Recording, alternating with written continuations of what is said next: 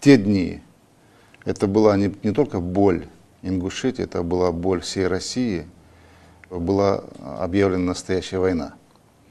Война объявлена тому, что мы делаем. Война была объявлена тем процессом позитивным, которые сегодня наметились на Северном Кавказе. И эти силы, которые не могут смириться с тем, что происходит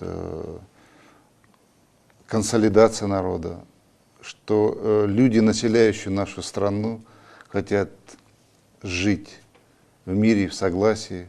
В частности, ингуши, они хотят строить свою государственность, решать проблемы, которые сегодня находятся, которые есть сегодня на юге страны. Мне кажется, просто поставлена задача, чтобы Республика Ингушетия как таковая не существовала, чтобы не было государственности. Поставлена задача отдельными силами, которые сегодня хотят, чтобы Ингушетия это была зоной нестабильной. И поэтому я просто считаю, что сотрудники правоохранительных органов, вот вы отметили, что погибло много сотрудников правоохранительных органов. Я вам скажу, что погибло огромное количество, для нас каждый человек это целый мир, и гражданских лиц.